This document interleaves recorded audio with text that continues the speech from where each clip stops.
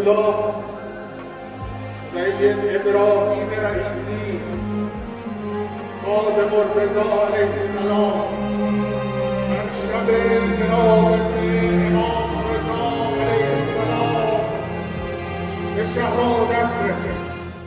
ایک باغی نوجوان سے طاقتور صدر تک پہنچنے کا سفر کیسے ایک المناک حادثے پر تمام ہوا؟ جانیے ایران کے شہید ہونے والے صدر کی وہ باتیں جن سے آپ آج تک واقف نہ ہوں گے۔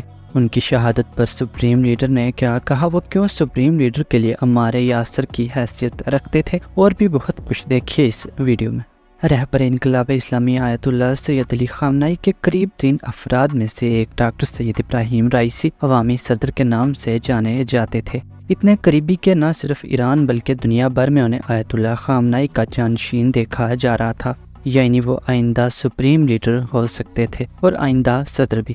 سید ابراہیم رئیسی 14 دسمبر 1960 کو مقدس شہر مشہد میں ایک مذہبی گھرانے میں پیدا ہوئے۔ وہ ابھی 5 برس کے ہی تھے کہ ان کے والد کا انتقال ہو گیا، جس کی وجہ سے ان کے خاندان کو سخت مالی مشکلات کا سامنا کرنا پڑا، یہاں تک کہ انہیں کم عمری میں محنت مزدوری کرنا پڑی تاکہ خاندان کی کفالت کی جا سکے۔ وہ عاجزانہ پس منظر رکھنے والے مگر انتہائی محنت طلب تھے، یہی محنت انہیں صدارت کے سفر تک لے آئی۔ انہیں اپنی دینی تعلیم کا آغاز کم عمری میں ہی کیا۔ قم کے ایک اسلامی اسکول سے فارغ التحصیل ہونے اور شہید متحری یونیورسٹی میں اسلامی قانون کی تعلیم مکمل کرنے کے بعد آیت اللہ رئیسی نے ملک کے عدالتی نظام میں اپنا کیریئر شروع کیا۔ اسلامی فقہ اور الہیات میں ان کی تعلیم نے ایران کے عدالتی نظام اور سیاسی منظرنامے میں ان کے مستقبل کی کردار کی بنیاد رکھ دی۔ یہ وہ وقت تھا جب ایران میں امریکن نواز رضا شاہ پہلوی کا دور چل رہا تھا۔ چونکہ سید ابراہیم رئیسی انقلاب پسند نوجوان تھے تو انہوں نے بھی امام خمینی کی حمایت میں مظاہروں میں بڑھ چڑھ کر حصہ لیا، جس کی پاداش میں انہیں شاہ کی فوج کی طرف سے سختیوں کا سامنا کرنا پڑا۔ تب انہیں ایک باغی نوجوان کہا گیا، لیکن پھر خدا نے اسلامی انقلاب کو کامیابی عطا کی اور یہیں سے آیت اللہ رئیسی کا عدالتی کیریئر بھی شروع ہو گیا۔ عدلیہ میں آیت اللہ رئیسی کا کیریئر 1980 کی دہائی کے اوائل میں شروع ہوا۔ وہ تیزی سے ترقی کرتے گئے اور مختلف اہم عہدوں پر فائز ہوئے۔ انہیں ڈپٹی پراسیکیوٹر اور پھر تہران کے پراسیکیوٹر کے طور پر خدمات انجام دی، جہاں انہوں نے بدعنوانی کے خلاف اپنے سخت موقف کی وجہ سے شہرت حاصل کی۔ یہی شہرت اور خدمات انہیں امام خمینی اور ان کے جانشین امام خامنہئی کے بہت قریب لے آئی۔ 2014 میں آیت اللہ رئیسی کو ایران کا اٹارنی جنرل مقرر کیا گیا۔ یہ کردار وہ 2016 تک نبھاتے رہے۔ 2016 میں وہ آستان قدس رضوی کے سربراہ بن گئے۔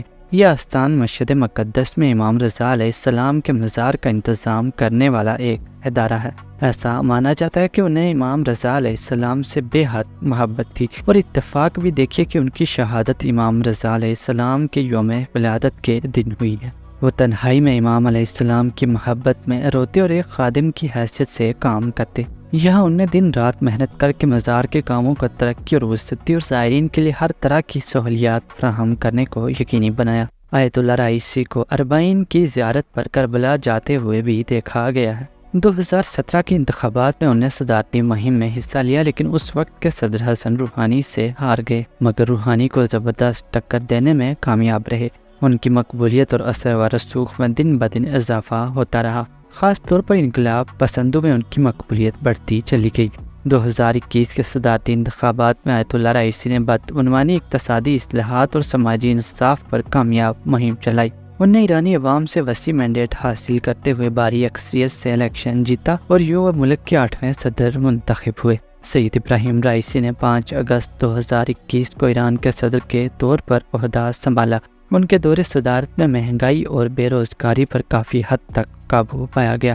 ایران کو ہر معاملے پر خود کفیل بنانے، غیر ملکی طاقتوں پر انحصار کم کرنے اور مقامی صنعتوں کی حمایت کرنے پر زور دیا گیا۔ پڑوسی ملکوں کے ساتھ تنازعات کم اور تعلقات مزید بڑھائے گئے۔ خارجہ پالیسی کے بارے میں ان کا نقطہ نظر مغربی دباؤ اور پابندیوں کے خلاف مزاحمت کرنا رہا۔ آیت اللہ رئیسی نے متعدد سماجی بہبود کے پروگراموں کو نافذ کیا، جن کا مقصد عام ایرانیوں کے معیار زندگی کو بہتر بنانا تھا۔ ان کی حکومت نے رہائش کے منصوبوں، صحت کی دیکھ بھال میں بہتری اور کم آمدنی والے خاندانوں کے لیے مالی مدد فراہم کی۔ انہوں نے انصاف اور سماجی مساوات کی بنیاد پر اقدامات کیے۔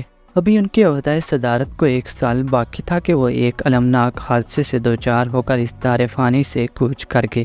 19 مئی 2024 کو جب وہ پڑوسی ملک آذربائیجان کی سرحد پر ایک مشترکہ ڈیم کے افتتاح کے بعد اپنے وزیر خارجہ ڈاکٹر حسین امیر عبداللہیان صبح تبریز کے امام آیت اللہ سید آل ہاشم، صوبے کے گورنر ڈاکٹر مالک رحمتی اور دیگر 5 افراد کے ہمراہ واپس لوٹ رہے تھے تو ان کا ہیلی کاپٹر حادثے کا شکار ہو کر ایک جنگلی علاقے میں گر گیا۔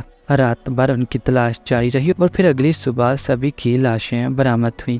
آیت اللہ رائسی نے پسماندگان میں اہلیہ اور 2 بیٹیاں چھوڑی ہیں۔ رہبر انقلاب اسلامی آیت اللہ سید علی خامنائی نے ان کی شہادت پر 5 روزہ سوگ کا اعلان کیا۔ ان کا دور حکومت کچھ خاص واقعات کی وجہ سے ہمیشہ یاد رکھا جائے گا۔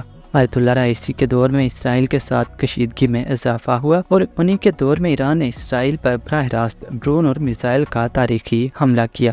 اسرائیل کے خلاف لڑ رہے گروپوں حزب اللہ اور حماس کو انہوں نے بھرپور حمایت دی اور امریکہ کی دھمکیوں کو مسترد کر دیا۔ انہی کے دور میں سعودی عرب کے ساتھ تعلقات بحال ہوئے اور وہ بھی بغیر کسی مغربی ثالثی کے۔ انہوں نے روس کے ساتھ اپنے تعلقات کو بھی کافی حد تک بہتر کیا، ڈالر کے استعمال کو کم کرنے کی کوششیں کی۔ انہوں نے چین کے ساتھ اقتصادی تعلقات کو وسعت دی۔ انہی کے دور میں ایران برکس تنظیم کا رکن بنا۔ انہی کے دور میں ایران میں مغرب پسند خواتین نے حجاب کے خلاف ننگا ناچ کیا۔ اپنے دور میں ان کا اقوام متحدہ میں خطاب دنیا بھر میں مشہور ہوا، جس میں انہوں نے قرآن پاک کو بلند کرتے ہوئے کہا کہ ایسی کتاب ہے جو نہ مٹے گی نہ جلے گی بلکہ تا قیامت باقی رہے گی۔ یہ خطاب اسی دور میں کیا گیا تھا جب مغربی ملکوں میں قرآن پاک کو جلایا جا رہا تھا۔ وہ اس قدر محنت طلب تھے کہ 24 گھنٹوں میں صرف 4 گھنٹے نیند کرتے اور وہ بھی سفر کے دوران وہ اپنی نیند پرواز میں کر لیا کرتے تاکہ باقی وقت کا صحیح استعمال کیا جا سکے۔ آیت اللہ رائسی ایران میں اتنے مقبول لیڈر تھے کہ آئندہ صدارتی انتخابات میں ان کی جیت کی پہلے سے ہی پیش گوئی کی جا رہی تھی۔ دنیا انہیں اگلا سپریم لیڈر دیکھ رہی تھی۔ دشمن اور دوست ہر ایک کی انٹیلیجنس ایجنسی یہ توقع لگائے بیٹھی تھی کہ آیت اللہ خامنائی کے بعد آیت اللہ رائسی ایران کے اگلے سپریم لیڈر ہوں گے، مگر وہ آیت اللہ خامنائی سے پہلے اس دنیا سے چلے گئے۔ ویسے تو سپریم لیڈر کے چاہنے والے کروڑوں میں ہیں، لیکن 2 شخص ان کے انتہائی قریب تھے اور دونوں شہید ہو گئے، پہلے جنرل قاسم سلیمانی اور پھر آیت اللہ رائسی۔ ان دونوں کو لوگ سپریم لیڈر کے لیے امام علی علیہ السلام کے صحابہ مالک اشتر اور عمار یاسر کی مانند سمجھتے ہیں۔ سپریم لیڈر نے اپنے مالک اشتر کو 2020 میں کھو دیا اور 4 سال بعد اپنے عمار یاسر کو بھی کھویا۔ ایران کی یہ تاریخ رہی ہے کہ اسلامی انقلاب کے بعد اکثر مرتبہ سپریم لیڈر اور صدر کے مابین اختلافات رہے، لیکن آیت اللہ خامنائی اور آیت اللہ رائسی کے درمیان کسی ایک بات پر بھی اختلاف نہ تھا۔ دونوں کا راستہ ایک، موقف ایک، منزل بھی ایک تھی۔ آیت اللہ رائسی امام خمینی کے ہم فکر اور ہم خیال تھے۔ ان کی شہادت ایک ایسا نقصان ہے جس سے پیدا ہونے والے خلا کو پر نہیں کیا جا سکے گا۔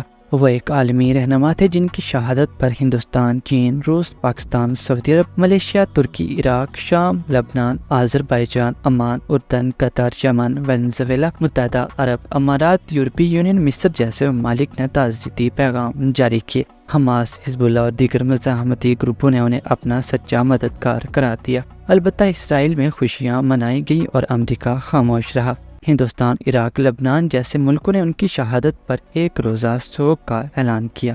آیت اللہ خامنائی نے ڈاکٹر سید ابراہیم رائسی کی شہادت پر ایک پیغام جاری کرتے ہوئے کہا کہ انتہائی دکھ اور افسوس کے ساتھ مجھے مجاہد عالم، عوامی صدر اور خادم الرضا علیہ السلام، حجت الاسلام والمسلمین کی شہادت کی تلخ خبر ملی ہے۔ جناب حاجی سید ابراہیم رائسی اور ان کے عزیز ساتھیوں پر اللہ تعالی رحمت نازل فرمائے۔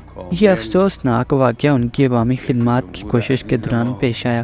اس عظیم اور بے لوث شخصیت کی ذمہ داری کا پورا دور صدارت کے مختصر دور میں اور اس سے پہلے بھی پوری طرح عوام، ملک اور اسلام کی خدمت میں صرف ہوا۔ عزیزم رائسی کو کبھی تھکاوٹ نہیں ہوئی۔ اس المناک واقعے میں ایرانی قوم ایک مخلص اور قابل قدر خادم سے محروم ہو گئی، ایک ایسی شخصیت جس کے نزدیک لوگوں کی فلاح و بہبود خدا کی خوشنودی پر دلالت کرتی تھی اور ہر چیز پر مقدم تھی۔ میں 5 روزہ عوامی سوگ کا اعلان کرتا ہوں، ایران کے عوام سے تعزیت کرتا ہوں۔ ایران کے آئین کے آرٹیکل 131 کے مطابق مخبر ایگزیکٹو برانچ کے انتظام کے عہدے پر ہے اور وہ قانون سازی اور عدالتی شاخوں کے سربراہوں کے ساتھ زیادہ سے زیادہ 50 دنوں کے اندر نئے صدر کا انتخاب کرنے کا بندوبست کرنے کے پابند ہے۔ آخر میں جناب رئیسی کی والدہ محترمہ اور ان کی اہلیہ اور صدر کے دیگر پسماندگان اور ان کے ساتھیوں کے معزز خاندانوں کے ساتھ دلی تعزیت پیش کرتا ہوں اور دعا گو ہوں کہ اللہ انہیں صبر دے۔